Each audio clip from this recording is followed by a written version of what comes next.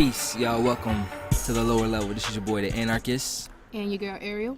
Yeah, shout out to Kay, my girl, our host, Kay. Follow her on Instagram at 2_ the MFK.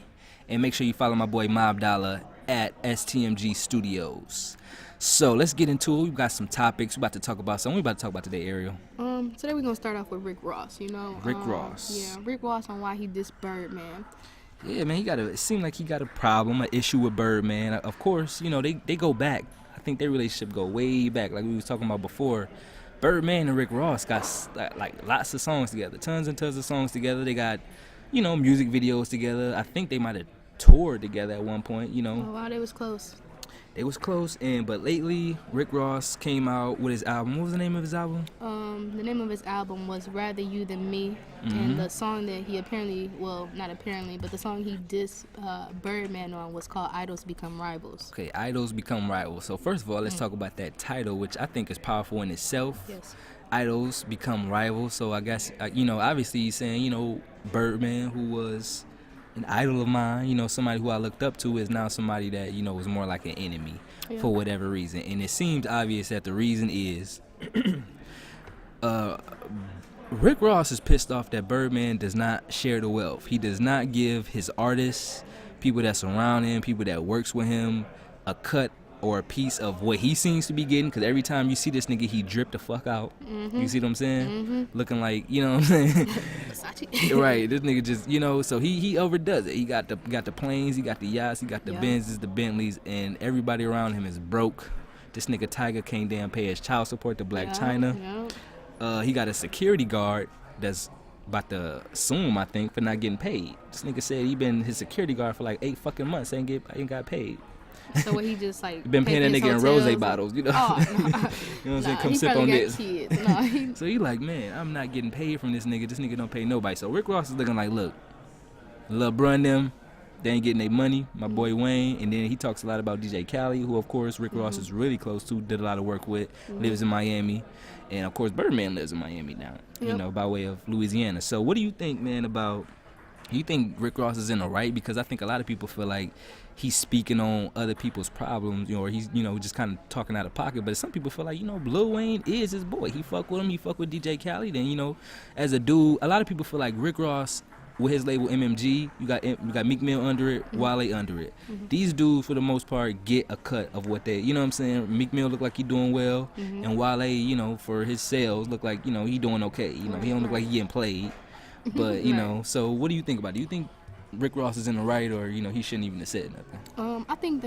I think Rick Ross is in the right as far as his mentality. I think if anybody had a friend and you felt like, you were hanging around somebody who, felt some kind of way about them, or, they would sneak dissing or whatever, you wouldn't want to associate yourself with them. You would want to kind of let it be known clear that I don't really think I could fuck with you like that. Right. You know what I'm saying? Like, I don't think I could eat with you at this table, so, yeah, I think that Rick Ross is right, as far as just not even wanting to, just be, cool with him, close to him, nothing, and just kind of just losing all respect for him, But I definitely think that I don't think it was his, I don't think it was his fight, I don't think it was, his stone to throw. I don't think that I feel like it was their fight. I feel like Khaled should have been the one to speak up, even, I feel like Khaled should have been the one to speak up. Wayne has already spoken up, but I feel like that's their fight. I think it's, if they ask him, like TMZ walking down the street and they ask, Rick Ross, whatever, man, so you're not cool with,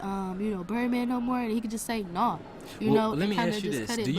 Do you think making that the whole song is just like, wow. Do you think that I wanted to ask, because I think a lot of people feel like instead of making a song, if you had an issue with the man, maybe you could have like called him. I mean, obviously, he live in Miami. You probably just pull up on him and say, what's up with this? But because in my head, I'm kind of like that conspiratory dude. I'm like, man, ain't none of these rappers really ain't got no problem with no fucking body. They just trying to sell records. Ain't nobody selling fucking records. So your album come out and you need something for people to talk about. Right. But I think a lot of people might say, nah, man, it's a real issue. You know what I'm saying? He really got some. Yeah, this is a real issue. Niggas got bills, okay? Yeah, so yeah, I think Birdman is just wrong though, and it might kind of be hard to kind of just be quiet in that type of situation, especially when you look up to somebody. But being the fact that Rick Ross did idolize this man, you would think that he would have a better, a better relationship with him and just be able to go to him as a mentor and just say, like, man, I'm starting to hear things about you, and because I'm 100, I got to be 100 with you, as opposed to just, taking it, to the studio and then just letting everybody in on the business, Right. And then, but also I want to talk about too, because this leads into this topic, rap industry beef. Now we got, of course, Rick Ross versus Birdman. I haven't heard yet Birdman reply to this, and it's been a little while. The record dropped, and he haven't too much said nothing. At least I haven't heard anything. But you got this other thing. You got a lot of beefs going on right now. You got, this soldier fraud going around beef with everybody. Young Draco. You know what I'm saying? He just kind of fraud in the game. But then you got more serious beefs like the Young Dolph, Yo Gotti situation, where I think Young Dolph's car or truck van got shot up, either in Memphis or somewhere else, maybe in Charlotte somewhere. But, so that's kind of a serious, more street rap beef, you know what I'm saying? Because Young Dolph dropped a track, I think, talking about Yo Gotti's baby mama or one of his girls or something like that. And Yo Gotti dropped a track. And then you got, of course, Remy Ma, Nicki Minaj, probably one of the biggest beefs right now against the two biggest, or at least, two of the biggest artists in the game, female artists in the game. So what do you think? Do you think this is all should be looked at in a negative light? Like, you got all these artists just beefing with each other, some of them just want attention, or they're just creating drama, and it should be just about the music? Or on the flip side, do you think, well, this is a good thing, this is what hip-hop is about, if two people want to go at each other, they should be able to battle, and they should do it through the music. They shouldn't necessarily get violent like the Young Dolph situation turned, which I don't think had too much to do with Yo Gotti. But obviously people don't want it to turn that way. Do you think this is a good thing for hip-hop, all these beefs kind of coming up, or do you think that we should just keep it towards the music and kind of just, if you got an issue, just address somebody personally? I think it's good for promotions, I think it's good for promotions. I think it's good for social media. I think it's good for, their following. Social media do blow up, what I'm saying? Records do sell. And this gets them heard, so sometimes I do feel like it's kind of like all they have to really just kind of be heard, or, for it to kind of just be like a spontaneous thing, and just really to get some views. And I think that's sad and all, but, it's how it is, right. Like in order to get attention, you got to be catchy, or you got to, just do something crazy. I do think that it's not very influential, though, to kind of look at some of this beef, the way it kind of just transpires into something just totally negative, like that Young Dolph shit. Like, that's terrible, right. Like, that's so unnecessary, especially when you're in that kind of position, where kids idolize you, or when they play your music constantly and then they think that's where they have to take it, and that shouldn't be it. But I think that I think a lot of this kind of is just, for the views and whatnot. I think that some of this stuff they could just kind of just leave alone, like Remy Ma didn't have to come out with another one, what I'm saying? Like, yeah, that was too much. Nicki didn't have to drop 3, you know what I'm saying? She dropped 3 songs. Well, they weren't all diss songs, were they? I don't think every song was. I think she just dropped the one diss song that had the Lil Wayne and Drake feature. Everybody wasn't really feeling, and then because she could have did it alone. She had Regret, and then I remember one of the songs was Change Up, I think, what nobody really liked, and then Regret in My Tears, which a lot of people liked. But I don't think those two were actually diss songs. I just think she dropped all 3 songs on the same day. Yeah, and her whole purpose behind it was just that, well, we make hits, you know what I'm saying? Exactly. Yeah, there you go. Yeah. But whatever, you know what I'm saying? I think that this is how they should hash it out, through the music. Okay. It shouldn't escalate into all of that. All right. that. It's not that big. And then at the end of the day, you got paid. Why are you mad? There's people out here who doing far worse, and you started off far worse. A lot of these rappers start off with nothing, and so you would think that they would just be satisfied knowing that they've built, and they just wouldn't even want to burn no bridges. You would think that they would just be willing to commend the people around them, work together, and move forward. But I don't know. I think it's negative, honestly, for the rap community. But I think if they could just do it through the music, then it would be, I think it's how it should be, Well, I want to ask you this. It's funny you mention that, because I remember, I think Remy Ma did an interview with Wendy Williams where Wendy asked her flat out, like, why did you diss Nicki Minaj? And she basically said, well, the song that I put out, I feel like I was coming back at her because, she was quote unquote stopping my bag, you know what I'm saying, which is basically means she was stopping her money. You know, she pointed out the fact that anywhere she would go, people would kind of like, hey, you know, point out that, hey, you know, Nicki Minaj kind of don't really fuck with you, so we not gonna have you, or we gonna sit you over here, you know what I'm saying, or, you know, you're not really gonna get money with us. It's just based on Nicki Minaj. And she felt like, you know, based on that, based on the fact that I've been out, and so when I was in jail, you were screaming my name in records, but now that I'm out, we haven't done a record together. You haven't even really shouted me out like that. Yeah, I just feel like that's so fake, you know, on Nicki part. Like, that is so fake, you know what I'm saying? You gotta be true, like, because ultimately, people, when you a rap artist, whatever, people gonna recite your lyrics, so they know what you said. They say it over and over, you know, just like you do. And I just think you gotta be real, you know, and I feel like you should never be intimidated or, you know, afraid to just collaborate or think that somebody gonna pass you up, because that's how I look at it. I feel like Nicki is intimidated, you know. Shit, Remy Ma's out, you know, and her nigga coming hard, you know. Well, I think that's really the problem with the female rap aspect, is because we still kind of stuck on that. You know, it has to just be one top female rapper. It can't just be, and right now it's a lot of female rappers come out of the game. Right. You don't just got Remy Ma and Nicki, you got Young Ma, you got, you know what I'm saying, just a whole slew of people that's coming out, and young, dope female rappers. So we got to I think we got to get out of a mindset of it just can only be one. You know, it's all these male rappers and just it's one top female rapper, you know? Yeah. They'll learn once they start to realize, like, collaboration is only the way, you know? Like, because, I mean, if you got a following, you got a following. Let's collab, like, you know, let's do something and then build the following, you know? And yeah, but like this right here, it's just gonna burn their careers. You think so? I think it's already low-key. I think it's already kind of hurting Nicki a little bit. I Maybe not a really lot, hurt Nicki. because she has such a mainstream following. I don't think she's gonna take too big of a hit. But I think just based on Remy Ma kind of going out and, you know, kind of just taking a shot at her character. Do you think Nicki was more so affected by the hip hop community, or do you think she was affected like by the pop culture community? Because I don't think she was affected at all by, you know, her whole pop culture fans. No, she definitely. But I think as far as hip hop and in the comparison to who she was actually battling, Remy Ma, the streets not gonna look at you good, you know. Exactly. I think that's what I'm saying. That's what really counted. You know, fuck the top 40 list. We talking about what happened in the hood. You know, like this is, you know. Because like I say, the way she came up.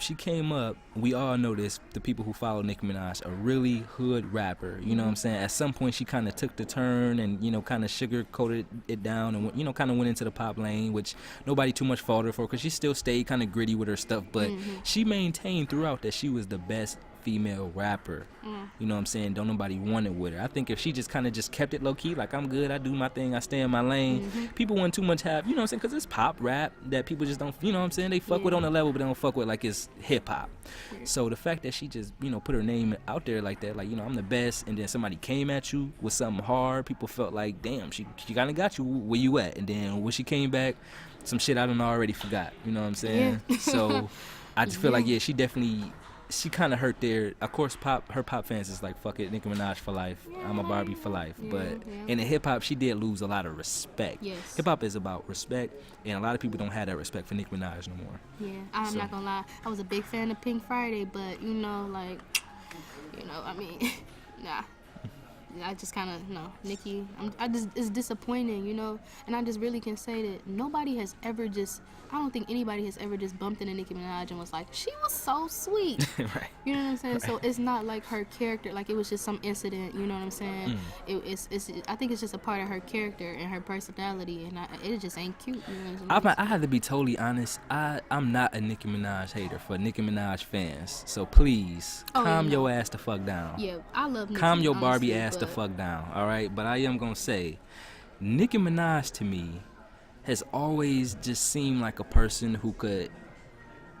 Well, in the beginning, I liked Nicki Minaj. When she first came out, I really liked her. I'm like, this girl, she can spit. Pink you know Friday, what I'm saying? Man, I played over and over. You know, and she seemed real humble. But I think some people, it's just you can't get around that. Once you start getting money, but the really fame, a level of fame to where you just think you just better than everybody else. You know, that creates almost a devil, a demon that just makes it seem like I don't want nobody to take my spot. You know, I don't really want to put nobody on, because I think Nicki Minaj, in the position she is in, she should have put a lot more people on. Like, just basically just me, I pulled this female rapper up, I pulled this person up. You know, I haven't really seen her done that. Wayne did that for her, but who did she really do that for? She didn't like, you know, plow a lane for anybody. You know what I'm saying? And she did have the power, you know. But it's a ton of female rappers, you know, who she could have just, you know, said, hey, you know, I see you working hard. It was hard for me. Right. You know, I remember watching this interview with Nicki Minaj, and she said when she was like a kid and everything like that, she seen the girls rapping and everything like that back in New York, and she thought it was so cool. She said she remember freestyling for this girl, you know, like she was a little, you know, rapping and everything like that. She said the girl heard her rhyme and then laughed in her face. Oh yeah, I remember that. She said it was shitty, basically. You know what I'm saying? And she said it was like her first rhyme. It was her first rhyme. She was like, you know, I want you to hear it. She hold her. Oh, and she said she was fronting with her and then went back and told everybody else, and they was laughing at her behind her back. Everything she said. So yeah, that was kind of traumatic. And you know what I'm saying? Like, and just knowing like you know, it's hard to get that type of respect. And it's like, why would you really want to risk your respect? You know? So yeah, man, it's crazy, man. We do have a lot of beef going on. The Rick Ross and Birdman beef is crazy. Do you think do you think Birdman should respond to Rick Ross? Definitely not in a song, because I do not want to hear no fucking Birdman music. So don't do that, nigga, if you listening. But like, do you think he should just like, you know what I'm saying, go up to the Breakfast Club and ask for his respect? You know what I'm saying? I don't think you can ask for your respect. I mean, like, people are saying you are not paying them. All respect is lost. You know, and I'm gonna be real. You know, when Birdman and Lil Wayne was beefing and whatnot in the past, I was just kind of like, dang, you know what I'm saying? Like, he was calling him daddy. You know what I'm saying? Right. Like, how do you kissing go him on the lips? Man, they have this relationship. Like, you know what I'm saying? Like, what? You know what I'm saying? Like, you basically submit to him, and then you want to just like kind of just turn and just be like, you know. So it had to be something, you know. You ain't my daddy no more. Right. Stepdaddy. But you know, and it's just kind of like, I don't know, it just kind of took this whole twist, and I was thinking in my head, like, how does a relationship like that seemed really strong, you know, get torn down like that? And then I think it just makes sense now, you know. And I just don't even understand why Birdman is like, why you don't want to pay your people, man? Well, you know, I think in that situation, I can't remember who I heard this from, but I remember listening to somebody who made a point that when Lil Wayne and Birdman met up, Lil Wayne was like 10, 11 years old. You see what I'm saying? So the deals that they did when they was younger, the deals that he did when they was younger, I think he might have kind of realized like this might not work out for me in the long run financially, but at the time, just being a young dude, I think he just wanted to be famous, just wanted to get put on, just wanted to be the best rapper in the game. So now that he's an older man and he got to think about his daughter, his family, his this and that, he just like, man, give me my dang money. You know what I'm saying? Give me my money. You know what I'm saying? I've been doing this for you. I'm the biggest. I give you the most money. You know, the most time. Yeah. At one point, you know, Lil Wayne was the biggest rapper in the world. Yep. So all the Carters. You see what I'm saying? So I just think he just kind of looked back, you know, on a mistake that he made. And, you know, Birdman, I ain't letting him off the hook because, like I said, he's not paying no fucking body. You know what I'm saying? So that's just terrible. But I mean, I think Rick, you know, Rick sounds like a good friend. You know, like, I would like to have Rick Ross in my corner. You know, like, right. Just knowing if somebody was talking shit about me, you know, he'd be like, Oh, what do you think? He had a line, I think, in that song, if not in that song on the album, where he said something like, I tried to tell Meek about Nicki. You know what I'm saying? He said something like, you know, I tried to tell my boy Meek about Nicki, but then he kind of referenced where I laid back in the cut and just watched. So he kind of made like, he knew. He tried to stay cool. Yeah, like where he knew that Nicki, she shouldn't, you know, they shouldn't be together. But he just kind of be like, you know, I ain't gonna say nothing. I'm gonna just let the shit play itself out. What do you think about that? I mean, I think any good friend would say that, you know, as opposed to just, you know, being like, I don't know if I like her. You know what I'm saying? Because ultimately, you know, like, just talking to a friend, you know that your opinion matters, you know, and just instead of him just being like, man, you shouldn't talk to her, you know, like a homie is gonna listen to a homie, you know, so you know that he knows that would have really probably made impact on their relationship. But I think it was smart of him to let it play out, see what it was, you know, and just kind of just let them have their moment. And if it went up in smoke, then they burn themselves, you know. But yeah, I don't know, and maybe, you know what, maybe Rick was quiet for as long as he could be, you know, and maybe he was just like, you know, I'm hearing things, but I'm not gonna speak on it, you know what I'm saying? And then maybe it really took for him to just say like, so you gonna diss Khaled, and you gonna, you know, and then it literally, you know, here I'm gonna read to you guys. Rick Ross was interviewed by Atlanta's Hot 107.9, and this is what he had to say. I just felt like it wasn't right, you know what I'm saying? Khaled is a great dude. If you burn him, I already know how you feel about me, and I don't respect it. I just feel like it was time for somebody to let homie know that it ain't gangster, and you know you won't be respected no longer. I won't let nobody respect you around me. It ain't gangster. So, you know, it kind of just, you know, it just plays off, hey, if you think that about these people who you've worked with closely, you basically raised Lil Wayne in the rap industry, and then you play him, how are you going to treat me? How? You know, I already know the answer. Just like you did them. You don't care. Just like you do the people who guard your life.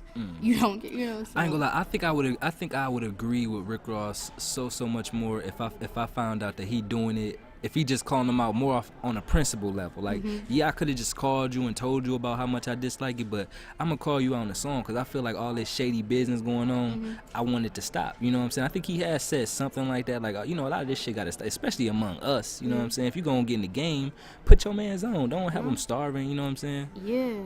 I mean, and then they walk beside you, and you can't just think it's cool, like, to just pay people's way. You know, at the end of the day, they have to make their own earning. They have to survive on their own without you. And I think that Birdman is kind of, you know, trying to be like a father to these people, making everybody his dependent. You know what I'm saying? Like, I heard these that. grown-ass men, you know, they're not playing with you. So, yeah, but y'all, it's crazy, man. Rick Ross versus Birdman, beef in the industry. Let us know what you think about it in the comments. You know what I'm saying? Is Rick Ross in the right? Do you think he was in the right putting out the song? Or do you think he was in the wrong, man? If Birdman was really his boy before, you think he should have just called him in the background? Like, look, man, I don't like what you're doing. Tell us what you think. And don't forget to follow us on Twitter and Instagram at Black Flag Pro. You can follow me at Anarchist Beats. That's at Anarchist Beats on IG and Twitter. Where can they follow you at, Ariel? You guys can follow me on Twitter at ARIEEE, and it's going to be Ari, so at ARIEEE. All right, y'all. We'll see y'all next time right here on the lower level. Peace. Peace. Interested in advertising your brand or business on the lower level? Email us at blackflagproductions@outlook.com or visit blackflagpro.com for more information.